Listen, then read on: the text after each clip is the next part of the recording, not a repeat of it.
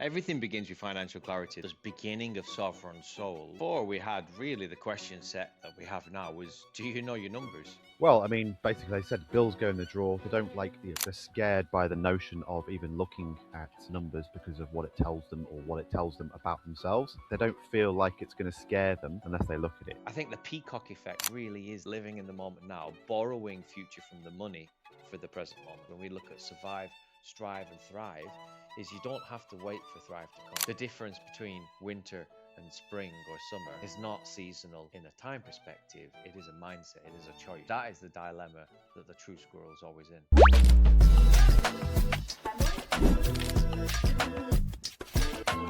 To assess them. And we've developed this new diagnostic that assesses 7 different axes or 7 different points or 7 different potential blockers. And those are, in order, financial clarity, time sovereignty, decision velocity, environment quality, relationship portfolio, focus singularity, and spiritual acuity. So we can run through each of those, and maybe we'll do a little short each day on what those are. So the first one we're going to deal with today is financial clarity, which is basically, you think it's about how much you have, but it's really about knowing what it's for. So let's start there. Yeah. Everything begins with financial clarity, the beginning of sovereign soul. Before we had really the question set that we have now was, do you know your numbers? In fact, the actual origin of it all was just being around people that were throwing money at things that were high risk. Absolute no care whatsoever in the most boring, stable, the stuff that really makes everything work. No dissimilar for businesses, right? Everyone wants the sexy businesses. And what are some of the businesses that make the most money? Waste management, recycling, people that clean sewers and drains, all of this stuff down here. Everyone wants the sexy stuff. And the parallels we saw about that in finances, so observing that, one of the breaks that we put on, the heels that we dug in, was around, okay, look, get your basics sorted. I know that throughout my life, I've had different iterations of that. I certainly know you have, of deeper awareness of answering one question: where did the money go, right? Because we're always solving problems first, and I don't think you start to really look at money until you've had a money problem. Unfortunately, I'd like to say that we look at it in advance so we don't have the problem, but that's not been my lived experience and has not been the lived experience of, I'm going to say, every member that's coming to mind right now. So you go through that, you have a problem, you look to solve it, and that is the first origins of that first axis of the gap analysis in sovereign soul was all around, do you know your numbers? Well, we always took the approach to coming from companies, coming from businesses, to approach the numbers in your life like you would approach it with a business. Because money, as we say, like emotions, is something you've got to control to keep your life on the right track. And I think we came up with found some statistics that said 50 to 60% of people have no awareness of their financial situation whatsoever. So when you're trying to move forward with your life, if you're just sticking your head in the sand, the proverbial sand, like the ostrich, then you're completely unaware of the situation you're in because you want to ignore it for various different reasons, which maybe we'll come on to. But all that's doing is it doesn't create a clear path forward. So our approach is what we call it taking a bearing, right? Knowing where you are, what your current financial circumstances are, plotting where it is you want to go, and that's basically building a picture of what your ideal life looks like in terms of dollars. What's it going to cost? What's it going to cost to live your life? And then plotting a route between it. And that can mean all sorts of different things to different people. But that's basically where you start. What have you got and where do you want to go? The problem is, as we said, half of the population of the world, or more than half the population of the world, do not want to entertain or look at their numbers. So you talk about the ostrich effect there. I mean, from our perspective, we use like 4 simple avatars to describe behaviors, right? You got the peacock with all of its feathers and its plumage, like look at me darling sort of stuff. You got the squirrel that's getting its nuts and hiding them away, always worried about winter coming. You have the tortoise that carries everything on its back, moves slowly, almost like money doesn't represent me, pushes away from it, wants the simple life.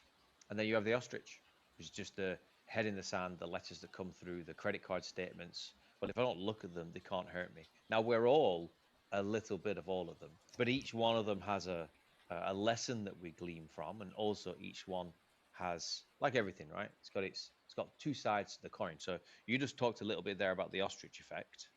Like how else, how does that manifest in people's lives? What does that look like in reality? Well, I mean, basically, they said bills go in the drawer. They don't like, they're scared by the notion of even looking at numbers because of what it tells them or what it tells them about themselves. And if they don't feel like it's going to scare them unless they look at it.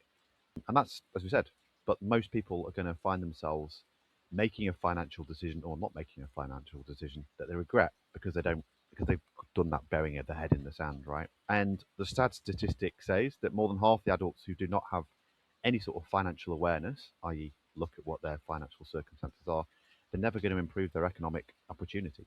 So it doesn't matter how much you want to get rich or how much you want to do it, it's never going to work because it's a leaky bucket in many different ways because you're not looking at what's going into it, right, and how it's being maintained. And it's probably a good idea to think about if the ostrich effect is the issue with the ostrich, and but every other character can feel it. It's not to say that only the ostrich does. Then you No. could argue when we look at the peacock effect, which has an element of the ostrich effect. If the ostrich effect is I don't look at the statement, the peacock looks at the statement, just doesn't really care.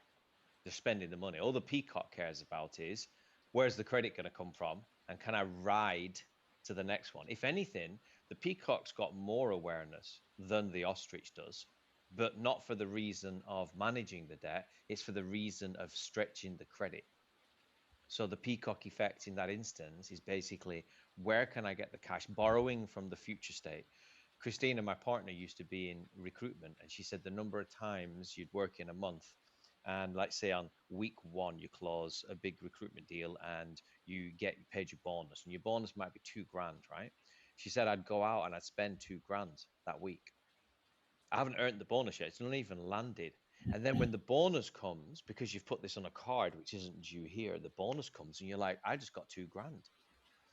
I think the peacock effect, the peacock effect really is that living, it's living in the moment, but I don't mean the Eckhart Tolle living in the moment. It's like living in the moment now, borrowing future from the money for the present moment. Well, it's the need to feel that I'm successful by my own measure or other people's measures. So it's kind of flashing the cash, literally, whether you're buying cars or getting credit, to buy a car or the latest clothes and all those different things.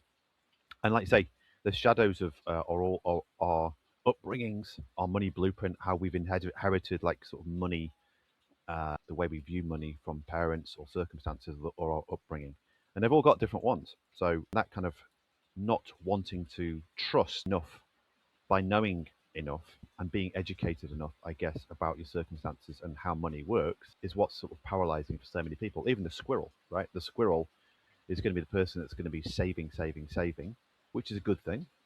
But they save and save and save, and they just sit and sit and sit on it, and they never actually do anything with it. So it's not an intelligent use of money. It's more intelligent than just spending it. But if you're it's like they're kind of scared. It doesn't matter how much the sort of how big the nest egg It's grows, never enough. they never feel safe, right? It's that kind of accumulation mindset, which basically just is another kind of trap because you're just looking at what's been stored away, and it never feels enough. So you're still never sort of stretching into what life, the possibilities of life can be. I think I feel like with the squirrel, it's more like the squirrel dilemma.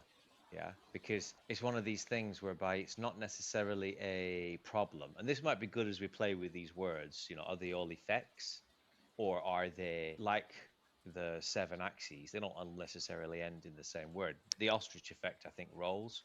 I don't know about the peacock, but I feel like the squirrel dilemma is because the dilemma is, do I have enough? No. Yeah. It's always Yeah. this dilemma that's going on within this problem that's constantly occurring.